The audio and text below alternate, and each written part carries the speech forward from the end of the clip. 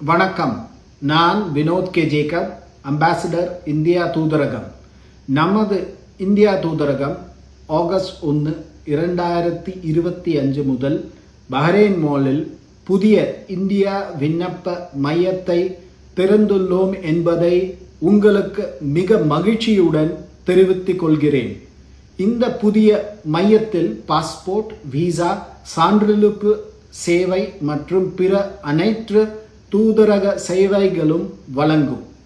பதிவிதை நிரப்புதல், ஆவணங்களை நகலெடுத்தல், புகைப்படம் எடுத்தல் மற்றும் குரியர் சேவை போன்ற சேவைகளுக்கு கூடுதல் கட்டணங்கள் இல்லாமல் வழங்கப்படும்.